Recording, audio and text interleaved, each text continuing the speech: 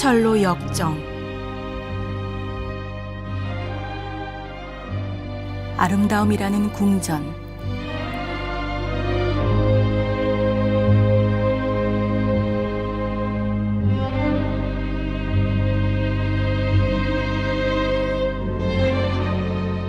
내가 꿈에서 보니 크리스천은 가파른 오르막길을 올라가야만 했다. 길 양옆으로는 구원이라는 벽이 세워져 있었다. 크리스천은 등에 짐을 짊어진 채 이 길을 뛰어 올라갔다. 하지만 등에 매달린 짐의 무게 때문에 여간 고생스러운 게 아니었다. 오르막길을 달려 올라가다 보니 언덕이 나왔다.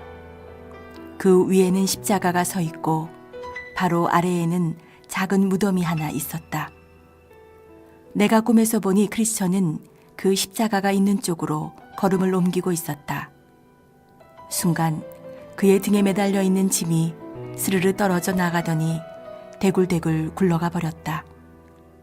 짐은 무덤 앞까지 굴러가더니 그 속으로 빠져버린 후 영영 모습을 감추었다.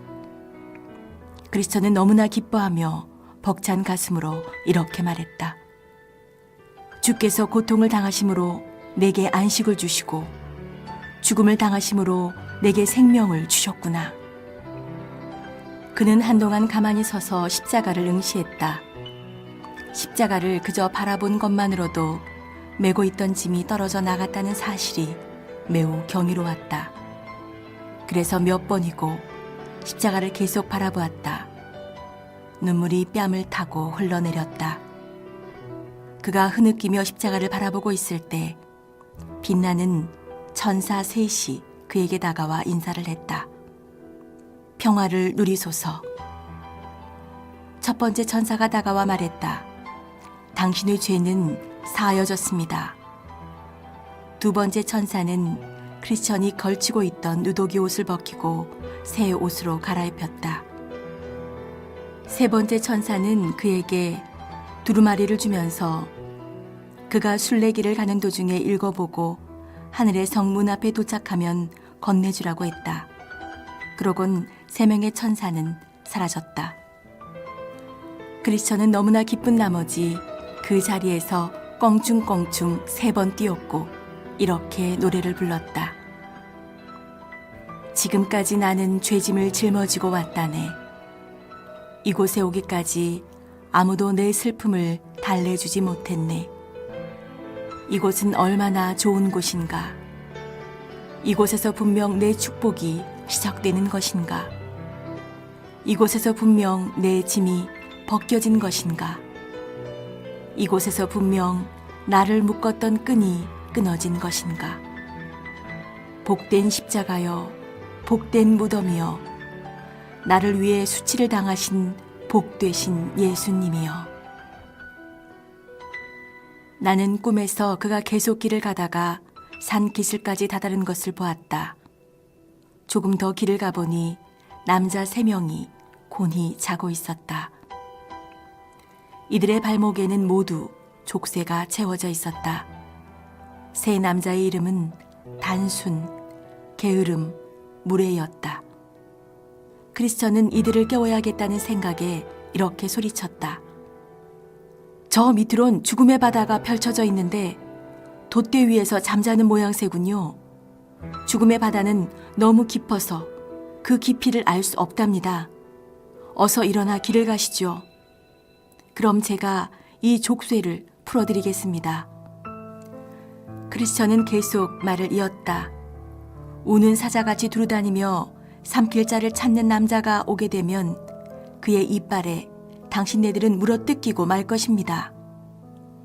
그 말에 남자들은 크리스천을 올려다보면서 각각 말했다. 단수는 이렇게 말했다.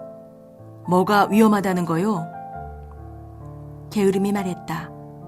잠이나 더 잡시다. 무례가 대꾸했다. 사람은 모두 제 힘으로 살아야 하죠. 대체 나한테 무슨 말을 듣고 싶어서 이러는 거요? 그러고는 모두 다시 잠을 청했다. 크리스천은 하는 수 없이 가던 길을 다시 재촉했다. 하지만 위험에 찬 세 남자를 깨워 위험을 알리고 족쇄도 풀어주려 했건만 아무 대가 없이 도우려 했던 자신의 선의가 묵살당한 게 내내 마음에 걸렸다. 서운한 마음을 안고 길을 가던 그는 2명의 남자가 좁은 길의 왼쪽 담장을 훌쩍 뛰어 넘어오는 것을 보았다. 그들이 크리스천에게 다가왔다. 한 명은 형식, 다른 한 명은 위선이었다. 크리스천은 그들과 이야기를 나누기 시작했다. 어디서 오신 분들이며 어디로 가시는 거죠? 크리스천이 물었다. 둘은 이렇게 대답했다. 우리는 헛된 영광이라는 땅에서 태어나 찬양을 드리러 시온산으로 가는 중이랍니다. 그럼 왜 이 길에 입구로 들어오지 않으신 거죠? 문으로 들어가지 아니하고 다른 데로 넘어가는 자는 절도며 강도라는 말씀도 모르시나요? 그들은 자기네 마을 사람들은 좁은 문을 통과하여 길을 얻게 되면 너무 멀리 돈다고 생각하기 때문에 대부분 이렇게 지름길을 택해 중간에 담을 넘어 들어온다며 자기들도 그래서 그렇게 한 거라고 대답했다. 크리스천은 놀라서 다가갔다. 하지만 그런 행동은 지금 우리가 향하고 있는 성에 사시는 주님의 말씀을 거역하는 일 아닌가요? 형식과 위선은 크리스천에게 그건 당신이 상관할 바가 아니며 자신들의 행동은 하나의 관습이기 때문에 그래도 된다고, 원한다면 중간에 담을 넘는 행동이 수천 년도 더 된 오랜 관습임을 증명해 보이겠다고 큰소리쳤다. 하지만 하나님의 심판을 받게 될 텐데요.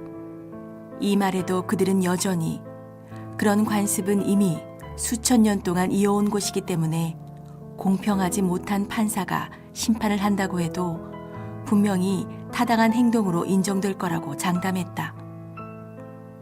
우리가 이 길로 들어섰으면 됐지 어디로 들어왔느냐가 뭐 그리 중요하단 말이오. 어디로 어떻게 들어왔든 들어온 게 중요하지. 보아하니 당신은 길 입구 쪽에서부터 걸어온 것 같은데 우리가 담 넘어 들어오긴 했어도 지금은 이렇게 당신과 똑같이 이 길을 걷고 있지 않소? 뭐 그렇다고 해서 당신이 우리보다 나은 게 뭐가 있소?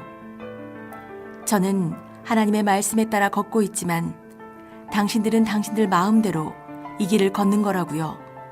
이미 하나님께서는 이 길에 들어선 당신들을 도둑으로 여기시기 때문에 이 길의 끝에서 진실한 사람으로 인정받지 못할 것입니다. 하나님의 지시를 따르지 않고 이 길에 들어선다면 하나님의 은혜를 입지 못하는 게 당연한 것 아닙니까?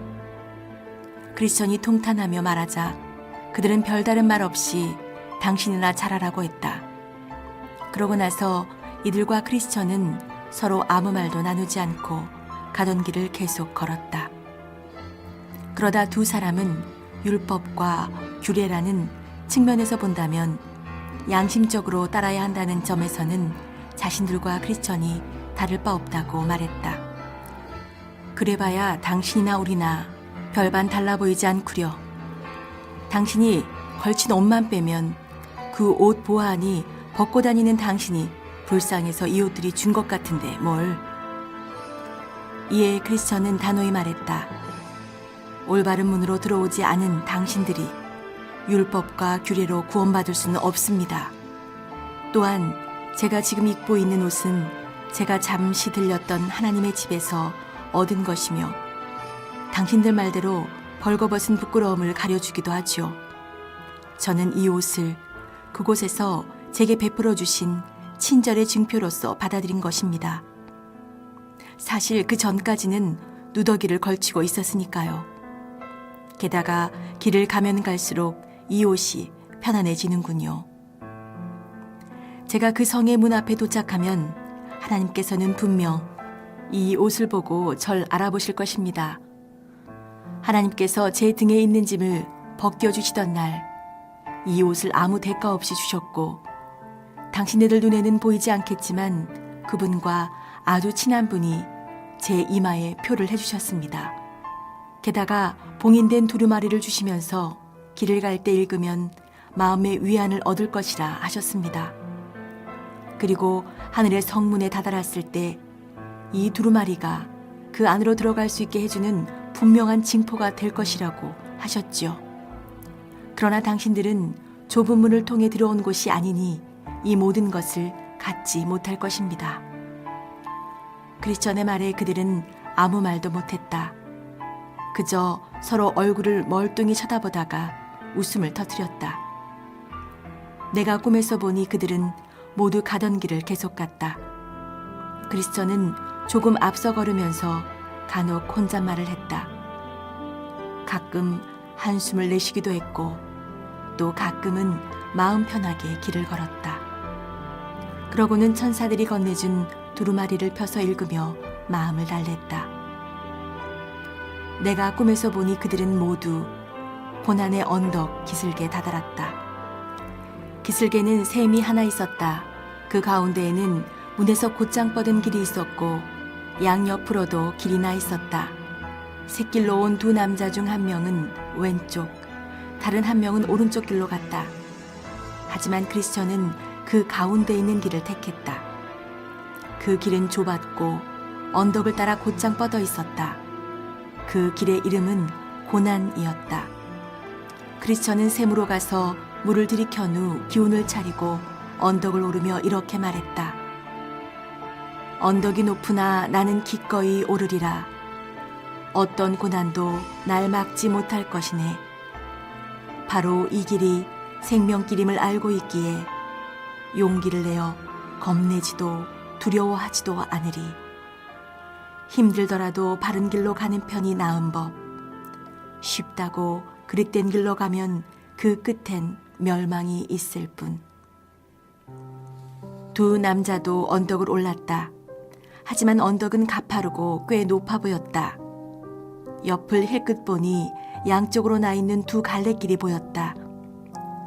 양쪽 옆길로 올라가면 크리스천이 오른 가운데 길과 언덕 저 위쪽에서 만날 것 같았다. 그래서 둘은 양쪽 옆길로 오르기로 했다.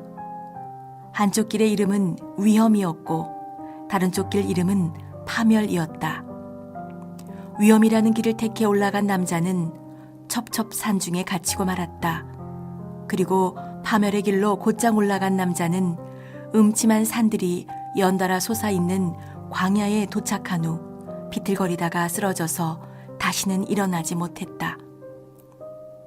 나는 크리스천이 어디쯤 가고 있나 살펴보았다. 그는 뛰다가 걷다가 하면서 언덕을 오르고 있었다. 워낙 경사가 가파르다 보니 손과 무릎으로 짚어가며 기어오르기도 했다. 정상에서부터 한 허리 정도 되는 곳까지 오르자 쾌적한 정자가 하나 서 있었다. 이곳은 하나님께서 지친 여행자들을 위해 지어놓으신 것이었다. 크리스천은 그곳에 앉아서 휴식을 취했다. 그는 마음을 달래기 위해 품속에서 두루마리를 꺼내 읽어내려갔다. 또한 십자가 근처에 있을 때 얻어입은 옷의 매무새를 가다듬었다. 이렇게 기분을 추스르던 그는 꾸벅꾸벅 졸다가 그만 깊은 잠에 빠져들고 말았다. 그는 어둠이 내릴 때까지 정자에서 곤히 잠을 잤고 그러는 와중에 손에 들고 있던 두루마리를 떨어뜨렸다. 그때 한 남자가 다가와 골아떨어진 그를 깨우며 이렇게 말했다. 게으른 자여, 개미에게로 가서 그 하는 것을 보고 지혜를 얻으라. 이 말소리에 잠이 깬 크리스천은 허겁지겁 다시 가던 길을 재촉했다. 그리고 열심히 걷고 걸어 마침내 정상에 다다르게 되었다. 정상에 오르자 남자 2명이 황급히 달려왔다. 한 사람의 이름은 겁쟁이, 다른 한 사람의 이름은 의심이었다. 크리스천이 물었다. 선생님들, 무슨 일입니까? 왜 가던 길을 되돌아오시는 겁니까? 겁쟁이는 시온산으로 가려고 고생고생해서 여기까지 올라왔다고 하면서 이렇게 말했다. 오르면 오를수록 점점 더 고생스럽기만 하더군요. 그래서 되돌아가는 중입니다. 다시는 올라가지 않을 거요. 맞아요. 저 앞에 가다 보니 사자 2마리가 떡하니 버티고 있지 않겠어요?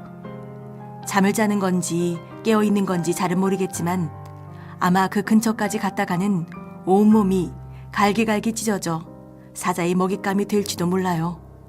정말 생각하고 싶지도 않군요. 의심이 말했다. 그러자 크리스천이 물었다. 그 말을 들으니 섬뜩하군요. 하지만 그 어디라도 안전한 곳이 있을까요? 고향으로 돌아간다고 해도 그곳은 불길과 유황이 들끓어서 분명 죽음을 당할 수밖에 없을 텐데요. 만약 하늘의 성에 도착하게 되면 그곳은 안전할 겁니다. 그러니 한번 모험을 해보는 수밖에 없지요. 되돌아가면 죽음이 기다리고 있습니다. 앞으로 나아가면 죽을지도 모른다는 두려움이 들지만 그 두려움을 넘어서면 영생이 기다리고 있다고 합니다.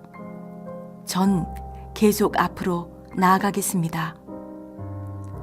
겁쟁이와 의심은 언덕을 따라 내려갔고 크리스천은 계속 앞으로 나아갔다. 하지만 두 사람한테 들은 말이 떠오르면서 그도 두려워졌다. 그는 두루마리를 꺼내 그 안에 적힌 글을 읽고 마음을 가라앉혀야겠다고 생각했다. 하지만 품 안을 아무리 뒤적여봐도 두루마리가 잡히지 않았다. 크게 낙담한 크리스천은 당황했다. 마음을 달래주던 그 두루마리는 하늘의 성에 들어갈 수 있는 징표였기 때문이었다.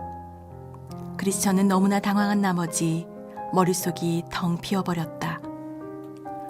그러다 문득 언덕 중턱에 있던 정자에서 잠들었던 기억이 떠올랐다. 그는 무릎을 꿇고 자신의 어리석은 행동을 용서해달라며 하나님께 빌었다. 그러고는 두루마리를 찾기 위해 왔던 길을 되짚어 내려갔다. 하지만 크리스천의 마음에 고인 슬픔을 그 누가 달래줄 수 있겠는가. 정자로 돌아가는 내내 그는 한숨을 내쉬기도 하고 흐느끼기도 하며 바보처럼 잠들어 버렸던 자신을 원망하기도 했다. 지친 몸을 잠시 쉬었다 가라고 지어놓은 정자에서 아예 잠들어 버리다니.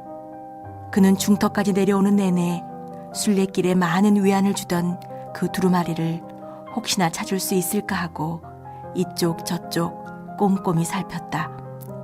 그러다 어느새 아까 잠이 들었던 정자까지 되돌아오게 되었다. 크리스천은 정자를 보자마자 슬픔이 복받쳐 올랐다. 잠깐 쉬려고 했다가 그만 잠에 골아떨어진 죄가 떠올랐기 때문이다. 그는 잠에 빠졌던 자신의 죄를 두고 통곡하기 시작했다. 대낮에 잠에 골아떨어지다니 참으로 한심한 인간이구나. 어떻게 이 힘든 길에서 잠을 잘 수 있단 말인가. 순례자들의 영혼을 달래주기 위해 하나님이 만들어주신 이 정자를 내 몸뚱이 편하자고 이용하다니. 그래서 그 덕분에 얼마나 헛걸음을 쳤단 말인가. 이스라엘도 마찬가지였지. 그들은 죄를 지어 홍해길로 되돌아갔었으니 잠만 자지 않았더라면 기쁨에 차서 걸었을 이 길을 다시 내딛게 되니 한 걸음 한 걸음 때마다 슬픔이 몰려오는구나. 지금쯤이면 벌써 저만치 갔을 텐데 한 번만 지나면 될걸. 같은 길을 3번씩이나 가야 하다니.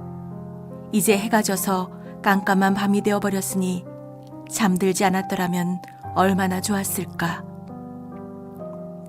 정자에 도착한 그는 한동안 그곳에 앉아 하염없이 눈물을 흘렸다. 슬픔이 가득한 마음으로 몸을 숙여 정자 밑을 들여다보던 바로 그때 크리스천의 눈에 두루마리가 번뜩 들어왔다. 그는 떨리는 가슴으로 두루마리를 재빨리 집어들어 가슴에 품었다. 다시 두루마리를 찾은 기쁨을 그 무엇에 비할 수 있을까? 왜냐하면 이 두루마리는 그의 생명의 보증서이자 그토록 바라던 안식처로 들어갈 수 있는 입장권이기 때문이었다. 크리스천은 두루마리를 가슴에 품고 두루마리가 있는 곳으로 눈길을 돌릴 수 있게 해주신 하나님께 감사드렸다. 그리고 기쁨과 눈물이 뒤범벅된 채 다시 길을 떠났다. 크리스천은 발걸음도 가볍게 정상을 향해 걸어갔다. 하지만 정상에 오르기 전에 주위는 칠흑같이 캄캄해지고 말았다. 크리스천은 잠에 골아떨어졌던 기억이 다시 떠올라서 스스로를 원망하고 또 원망했다. 사악한 자며, 너 때문에 내가 이 밤길을 가고 있구나. 밤이 되었어도 계속 길을 가고 있다. 내가 내디는 길을 어둠이 뒤덮어 버렸구나. 사악한 잠 때문에 스산한 동물 울음소리까지 들어야 하다니. 크리스천은 겁쟁이와 의심이 정말 무섭다고 했던 사자 얘기를 떠올렸다. 그러고는 혼잣말로 중얼거렸다. 밤에는 그런 맹수들이 먹이를 구하러 돌아다닐 텐데 어둠 속에서 맞닥뜨리기라도 하면 녀석들을 어떻게 떼어 놓아야 하지? 짐승의 먹잇감이 되어 온몸이 갈기갈기 찢기지 않으려면 어떻게 도망쳐야 하지? 크리스천은 이런저런 궁리를 하며 계속 길을 걸었다.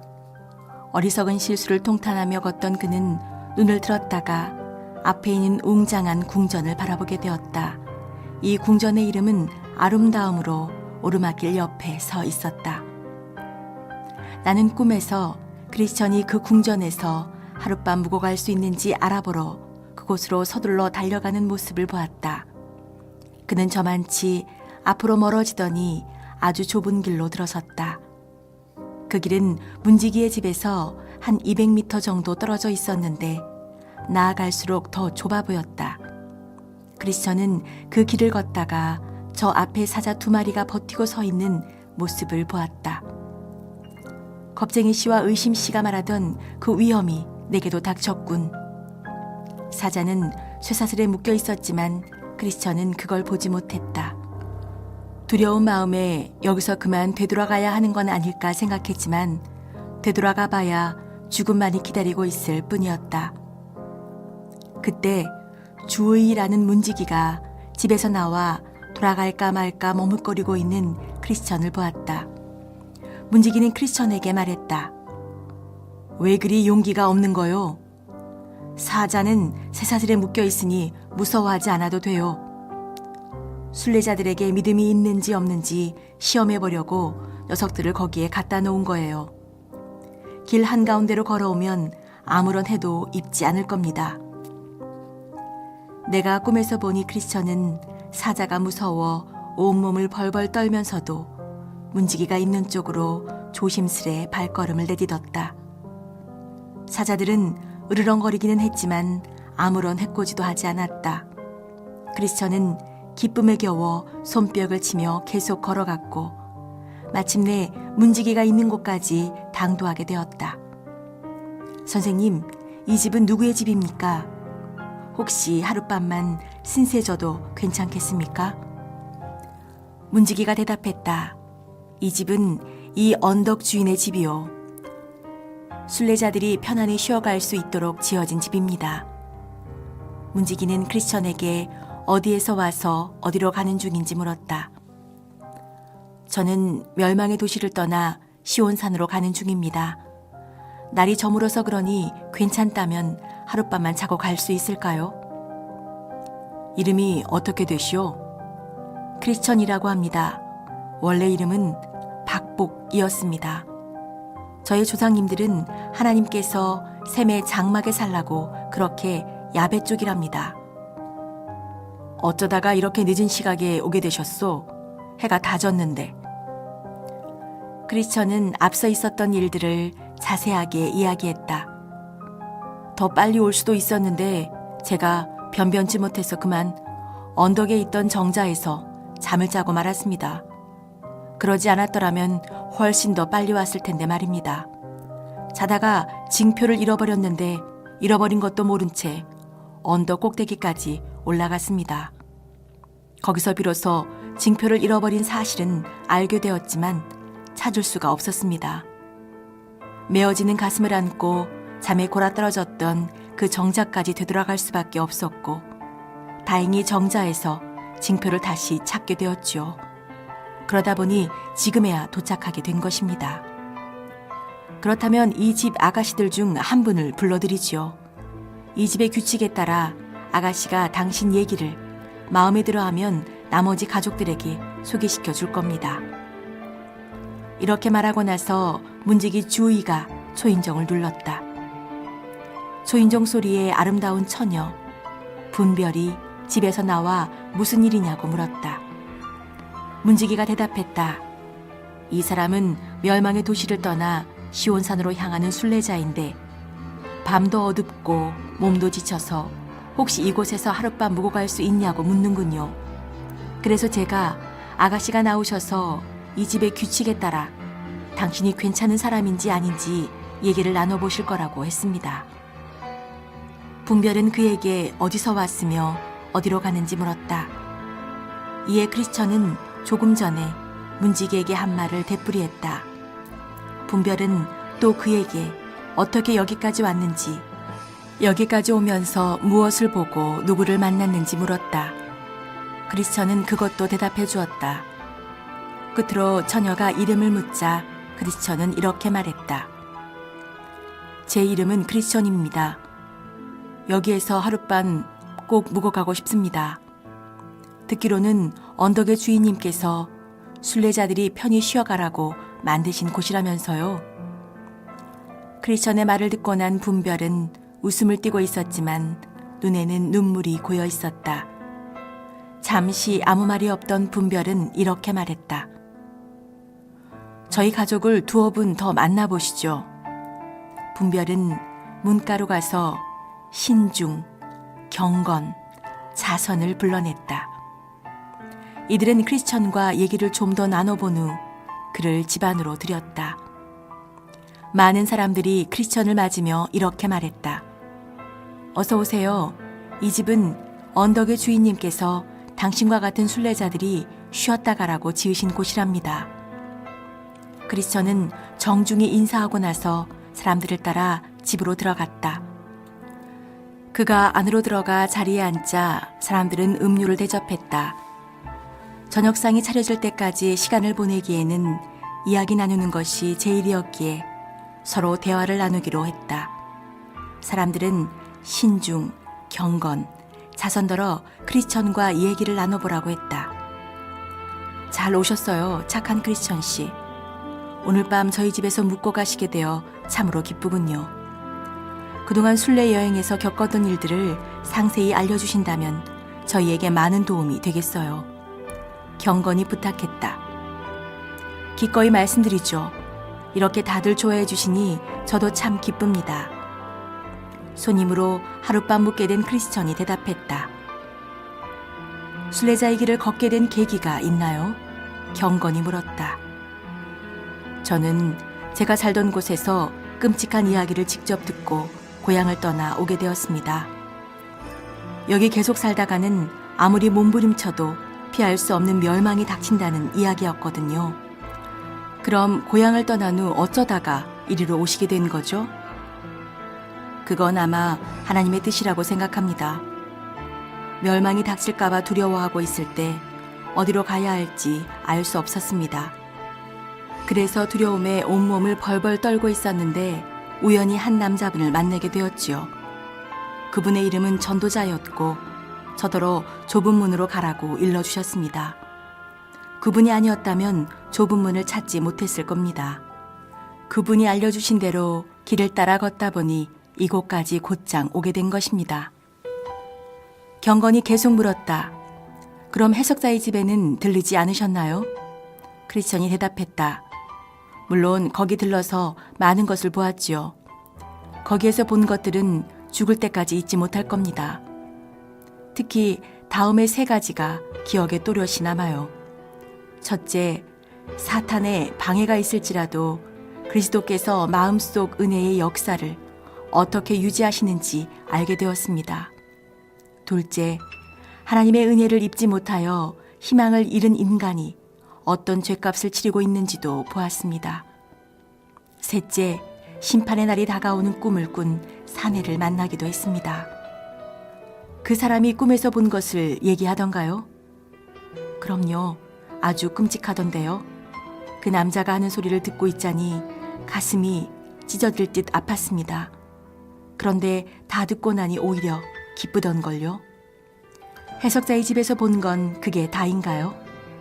아니요. 그분은 제게 웅장한 성 안에서 황금빛 옷을 입은 사람들도 보여주셨습니다. 그 성에 들어가지 못하게 하려고 성문 앞을 지키고 있던 병사들을 어떤 용감한 남자가 무찌르고 성 안으로 들어가 영원한 영광을 누리는 것도 보았지요. 이런 광경을 보고 나니 제 가슴은 기쁨으로 벅차올랐습니다. 저도 그 남자가 머무르는 곳에서 1년 12달 머무를 수 있다면 얼마나 좋을까요? 하지만 전 갈 길이 아직도 멀었죠. 여기까지 오시는 중에 보신 건 또 없나요? 왜요? 이따마다요. 조금 더 길을 가다가 바로 그분을 배웠습니다. 가만히 생각해보니 그분이 십자가에 매달려 피를 흘리시는 걸 본 것 같기도 했어요. 그분을 뵙게 된 순간 제 등을 짓누르고 있던 짐이 스르르 떨어져 나가지 뭡니까? 등에 짊어진 짐이 너무 무거워서 그동안 고생이 이만저만이 아니었는데 그분을 보는 순간 짐이 저절로 벗겨져 버렸다니까요. 정말 신기한 일이었습니다. 이런 일은 처음입니다. 그분에게서 눈을 뗄 수 없어서 십자가를 쳐다보며 한참을 서 있었죠. 잠시 후 빛나는 천사 셋이 제 앞에 나타났습니다. 첫 번째 천사는 저의 죄가 사해졌다고 말해주었고, 두 번째 천사는 제가 입고 있던 누더기 옷을 벗기고 이 옷을 입혀주었습니다. 세 번째 천사는 제 이마에 표시를 한 다음 이 봉인된 두루마리를 주었습니다. 크리스천은 품에서 두루마리를 주섬주섬 꺼냈다. 또 보신 게 있으면 이야기해 주세요. 좀 전까진 좋은 이야기였지만 지금부터는 아닙니다. 단순, 게으름, 무례, 이렇게 세 남자가 족쇄를 차고 잠을 자고 있기에 저는 그들 곁으로 다가갔죠. 하지만 제가 아무리 애를 써도 그들은 일어나지 않았습니다. 그리고 형식과 위선이란 남자들도 만났답니다. 이 사람들은 담을 훌쩍 뛰어넘어 순례길로 들어오더니 아무 일도 없었다는 듯 시온산을 향해 가더군요. 제가 여러분께 해드린 이야기들을 그들에게 해주었지만 그 사람들은 제 말을 믿지 않고 가다가 곧 길을 잃고 말았답니다. 하지만 무엇보다도 이 언덕을 오르면서 정말 힘들었던 건 사자의 먹잇감이 될까봐 잔뜩 겁에 질렸던 때였어요. 사실 문 앞에 서 있던 마음씨 좋은 문지기님이 아니었다면 전 사자가 묶여있다는 사실도 모른 채 어쩌면 되돌아갔을지도 모릅니다. 하나님 덕분에 제가 여기까지 오게 되었죠. 저를 받아주신 여러분께도 감사드립니다. 신중은 질문을 몇 가지 더 해도 되냐며 물었다. 가끔 고향 생각이 나지는 않으세요? 나기야 나죠. 하지만 생각해보면 창피하고 지긋지긋하네요. 떠나온 고향 생각만 했다면 솔직히 돌아갈 기회는 여러 번 있었죠. 하지만 전 더 나은 고향, 하늘의 성에 가고 싶었습니다. 그래도 아끼던 물건이나 친하게 지내던 사람들이 있으셨을 텐데 이에 대한 미련이 남아있지는 않으신가요? 남아있기는 해요. 하지만 다들 제 의지에 반하는 것들 뿐이랍니다. 저 자신도 고향 사람들과 마찬가지로 육체적인 쾌락에 빠져 있었습니다. 하지만 이 모든 것들이 지금은 후회로 남았지요. 제 마음대로 선택할 수 있다면 그런 일들은 두 번 다시 생각조차 하지 않을 겁니다. 그러나 저는 선을 행하려고 할 때도 늘 악이 따라다니거든요. 이전에는 해결되지 않았던 그런 일들이 순식간에 모두 사라져버리고 극복할 수 있게 된 것을 발견하지는 않으십니까? 신중히 물었다. 네, 아주 드물지만 그런 적이 있습니다. 그런 일이 일어나는 때는 제게 아주 소중한 시간이죠. 그럼 괴로운 일들이 모두 극복된 것 같은 기분이 드는 때는 언제인가요? 십자가를 봤을 때 그랬던 것 같습니다. 또 자수가 놓인 이웃을 볼 때도, 또 가슴에 품고 있는 두루마리를 잃어볼 때도, 또 제가 지금 가고 있는 곳이 어디인지 생각하면 새 힘과 용기가 솟습니다. 시온산에 가고 싶어하는 가장 큰 이유는 무엇이지요? 신중히 물었다. 전 시온산에 가서 십자가에 매달리신 분이 살아계신 모습을 보고 싶습니다. 그리고 지금껏 제 안에서 저를 괴롭혀왔던 것들을 그곳에서 모두 털어내고 싶어요. 그곳은 죽음도 없으며 제가 가장 좋아하는 사람들과 함께 살 수 있다고 들었습니다. 솔직히 말씀드리자면 전 그분 덕분에 제 어깨의 짐을 벗어버릴 수 있었기에 그분을 사랑합니다. 속병을 앓는 것도 지겹습니다. 이젠 죽음 없는 그곳에서 거룩하시다, 거룩하시다, 거룩하시다 하고 외치며 찬송하는 이들과 함께 살고 싶습니다. 그러자 자선이 크리스천에게 물었다. 가족은 어떻게 되세요? 결혼은 하셨나요? 아내와 아이 넷이 있습니다. 그럼 왜 데리고 오지 않으셨어요? 크리스천은 그 질문을 듣자마자 흐느끼며 말했다. 그걸 제가 얼마나 바랐겠습니까? 하지만 제가 순례를 떠난다고 하자 다들 반대만 했답니다. 그래도 말씀을 하셨어야죠. 뒤에 남아있다가는 위험이 닥친다는 사실을 일깨워주려고 노력하셨어야죠. 저도 한다고 했습니다. 하나님께서 우리 도시의 멸망을 보여주셨다고 말했지만 가족들은 제가 헛소리를 한다고 생각하고 제 말을 무시했어요. 그럼 하나님께 가족들이 당신의 얘기를 듣게 해달라고 기도는 하셨나요? 네, 있는 힘껏 기도를 했습니다. 아내와 자식들은 제게 정말 소중한 존재니까요. 그럼 멸망이 얼마나 두렵고 슬픈 일인지 가족들에게 설명은 하셨나요? 당신은 그 멸망이 어떤 것인지 잘 알고 계셨을 거 아닙니까? 자선이 물었다. 입이 닳고 닳도록 설명해 주었지요. 저희 가족들은 제 얼굴과 눈에 서린 공포를 보았고 머리 위로 드리워질 심판의 날을 두려워하며 제가 온몸을 벌벌 떨고 있는 것도 보았습니다. 하지만 그런 모습을 보고도 저희 식구들은 저를 따라 나서지 않았답니다. 자선은 크리스천에게 두고 온 가족들에 대해 더 물었다. 남은 가족들은 뭐라고 하면서 따라 나서지 않던가요? 제 아내는 이 세상을 잃을까봐 두려워했어요. 아이들은 젊은 날의 어리석은 쾌락을 즐기기도 했고요. 그래서 이래저래 저 혼자 이렇게 순례를 떠나게 되었답니다. 무슨 말을 해도 가족들의 마음을 돌리지 못한 것은 혹시 당신이 그동안 헛되게 살았기 때문은 아닐까요?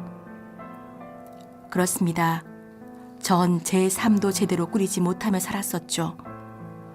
저도 저 자신과 저의 실패를 잘 압니다.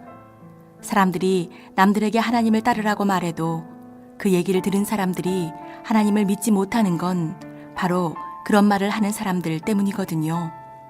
어떤 사람이 좋은 일을 아무리 설명하고 논쟁한다 해도 그 다음 순간 나쁜 언행을 하게 되면 아무 소용이 없지요.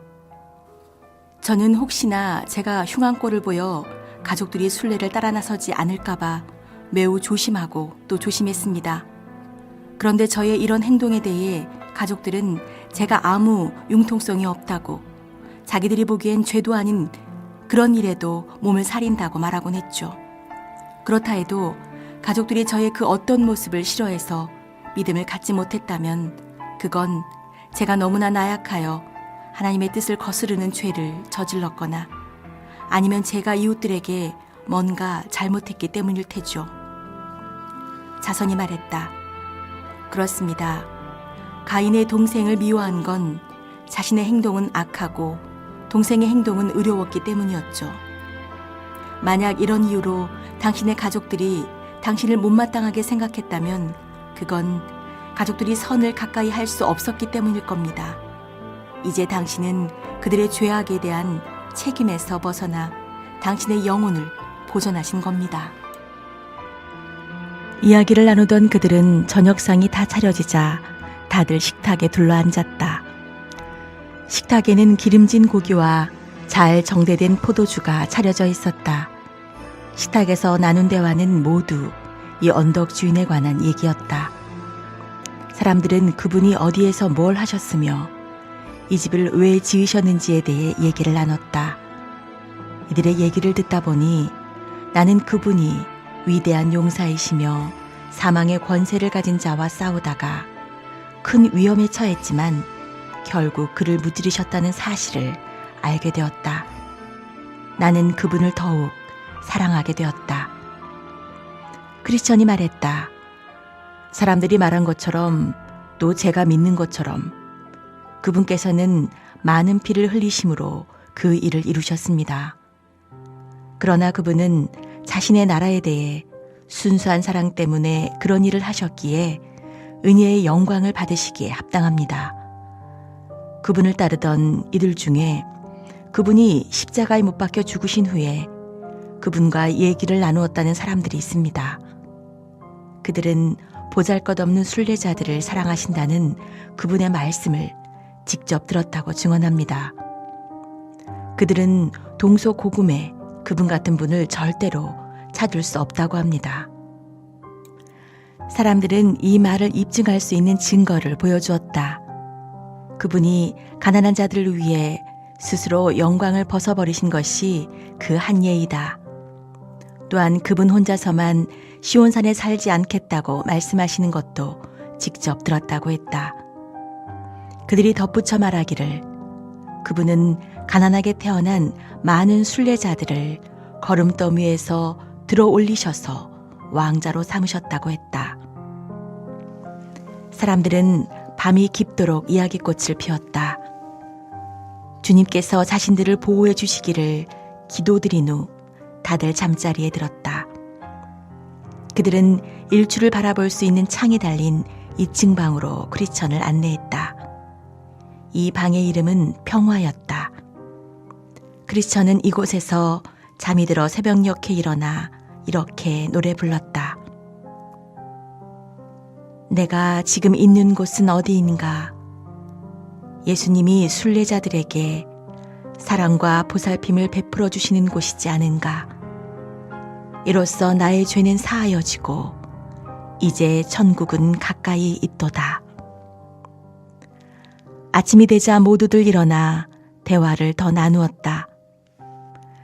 사람들은 그 성에 있는 진귀한 것들을 보기 전까지는 떠나서는 안 된다고 그에게 말해주었다. 먼저 그를 서재로 데려가 아주 오래된 문서들을 보여주었다. 내가 꿈에서 보니 그들은 크리스천에게 이 언덕의 주인님의 족보를 보여주었다.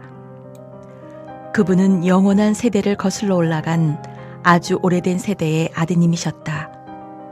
또한 그 오래된 문서들 안에는 그동안 그분이 해오신 행적이 낱낱이 적혀 있었으며 그분을 섬겼던 수많은 사람들의 이름도 함께 적혀 있었다. 그리고 그분이 아주 오랜 세월과 천재지변에도 무너지지 않을 만큼 견고한 처소에서 그들을 살게 하신 사실도 적혀 있었다. 그들은 그분의 몇몇 종들이 했던 값진 일들을 크리스천에게 읽어주었다.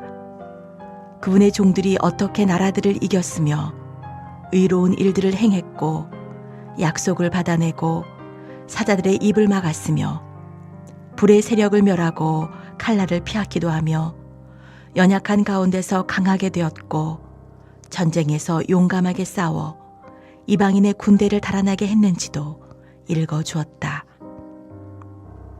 그런 다음 다른 문서들도 읽어주었다.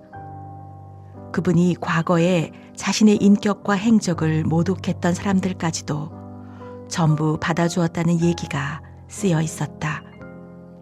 크리스천은 거기에 적힌 또 다른 일화를 모두 다 읽었다. 그 일화에는 예나 지금이나 확실히 이루어졌던 예언과 경고들이 들어있었다. 이런 얘기들은 적들에게 두려움과 놀라움을 주었고 순례자들에게는 평안함과 위로를 주었다. 그 다음 날 사람들은 크리스천을 무기고로 데려가서 주인님이 순례자들에게 주신 각종 무기를 보여주었다. 거기에는 칼, 방패, 투구, 흉갑, 모든 기도, 아무리 신어도 닳지 않는 신발이 있었다. 주인님을 섬기는 사람들이 하늘의 별만큼 많다고 해도 그곳에 있는 무기는 그들 모두를 다 무장시키고도 남을 만큼 많았다. 사람들은 또 주인님이 종들이 훌륭한 일들을 할 때 사용했던 무기들도 보여주었다. 모세의 지팡이, 야일이 시스라를 죽일 때 사용한 말뚝과 방망이, 기드온이 미리안 군대를 무찌를 때 사용한 항아리와 나팔과 횃불, 삼갈이 600명을 죽일 때 썼던 소모는 막대, 삼손이 위협을 세울 때 사용했던 턱뼈, 다윗이 가드의 골리앗을 쓰러뜨릴 때 사용했던 물매와 돌 등이 있었다. 게다가 주인님이 심판의 날에 죄인을 심판하실 때 사용할 무기도 보여주었다. 이것들 외에도 여러 가지 대단한 것들을 보게 되자 크리스천은 가슴이 벅차올랐다. 구경을 모두 마치고 그들은 다시 잠자리에 들었다. 내가 꿈에서 보니 그 다음 날 아침 크리스천이 일어나 순례길을 떠나려 했지만 사람들은 하루만 더 머물라고 만류했다. 그러면서 날씨가 맑으면 기쁨의 산을 보여주겠다고 했다. 기쁨의 산은 지금 있는 이곳보다 천국과 더 가깝기 때문에 보고 나면 마음이 한결 편안해질 거라고 말해주었다. 그 말에 크리스천은 흔쾌히 동의하고 하루 더 머물기로 했다. 아침이 되자 그들은 크리스천을 그 지붕 위로 데려가서 남쪽을 바라보라고 했다. 크리스천이 남쪽을 바라보자 저 멀리에 산지로 둘러싸인 아주 쾌적해 보이는 어떤 나라가 눈에 들어왔다. 그곳은 울창한 숲과 포도밭, 온갖 종류의 과일과 꽃, 샘과 연못이 아름답게 어우러져 있었으며 기쁨이 충만해 보였다. 크리스천은 그 나라의 이름을 물었다. 사람들은 그곳이 임마누엘의 땅이며 여기 언덕처럼 모든 순례자들이 향하는 곳이자 그들을 위한 땅이라고 말해주었다. 또한 그곳에 가게 되면 하늘의 성으로 가는 문을 볼 수 있으며 그 성에 사는 목자들도 만나게 될 것이라고 얘기해 주었다. 크리스천이 이제는 순례길을 떠나야겠다고 하자 그제야 사람들도 그러라고 했다. 하지만 떠나기 전에 무기고는 한 번 더 보고 가라고 부탁했다. 크리스천은 무기고에 다시 들렀고 사람들은 길을 가다가 혹시라도 당할 수 있는 공격에 대비해 머리부터 발끝까지 단단히 무장시켜 주었다. 사람들은 무장을 한 크리스천을 문 앞까지 나와 배웅했다. 크리스천은 문지기에게 혹시 이곳을 지나간 순례자가 있었는지 물었다. 문지기는 있었다고 대답했다. 혹시 그 사람이 누군지 아시나요? 크리스천이 물었다. 이름을 물었더니 믿음이라고 하더군요. 아, 그 사람 제가 잘 알죠. 같은 동네에서 살았거든요. 제가 태어난 고향 사람입니다. 그런데 얼마나 멀리 갔을까요? 지금쯤 언덕을 다 내려갔을 겁니다. 그럼 안녕히 계십시오. 주님이 늘 함께 하시길. 제게 베풀어 주신 친절로 더 큰 은총 받으시길 바랍니다.